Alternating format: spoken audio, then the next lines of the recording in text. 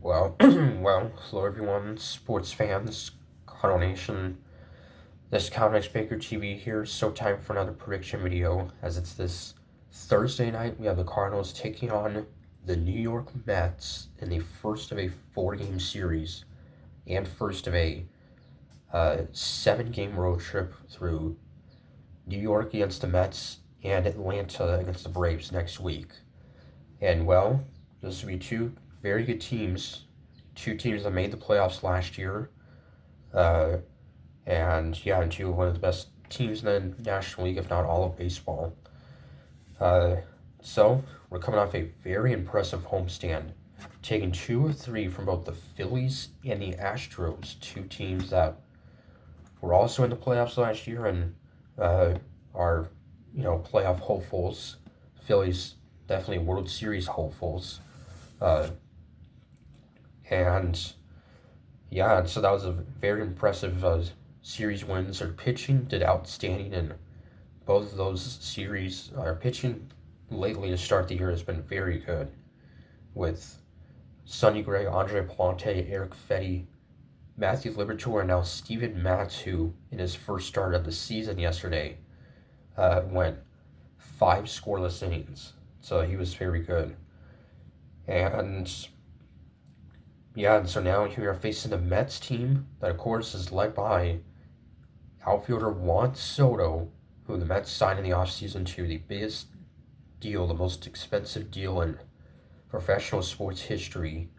And, well, after a career year last year with the crosstown rival Yankees, he's off to a bit of a slow start with the Mets so far. He's only batting like .230, which is pretty unusual. I believe he only has two homers, in which he had 40 last year. And yes, but obviously it's still early. He's not walking as much, so he's off to a bit of a slow start. Is Juan Soto. So he'll be making $40 million a year for the next decade. So, and the Mets also led by slugger first baseman Pete Alonso, who already has 21 RBIs this season. That's tied for second most in baseball so far. So he's off to an outstanding start. His OPS is over 1,000. He's one of the best hitters in baseball. He was a free agent. The Mets re-signed him in the offseason. Honestly, kind of thought that they probably would. So, and also led by maybe the best shortstop in all of baseball, Francisco Lindor, who was runner-up in MVP voting last year. And so it's a very good lineup. The pitching match for Game 1 Thursday, Cardinals will have right-hander Andre Palante getting the start against right-hander Griffin Canning for the Mets, formerly with the Los Angeles Angels. And Palante, in his last start against the Phillies last Friday, was outstanding, going seven scoreless innings against a very good lineup, and now facing another good lineup.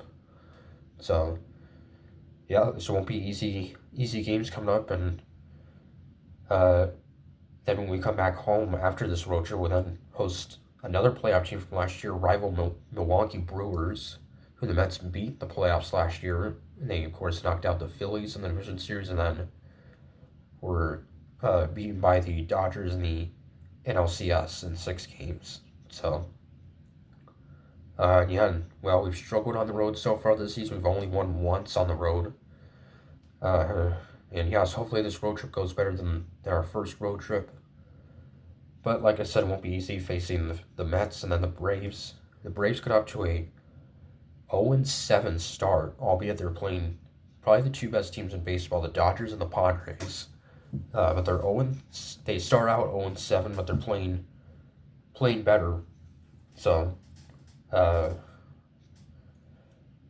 see what happens in this weekend series. So till Thursday against the Mets, count it for saying go Cards.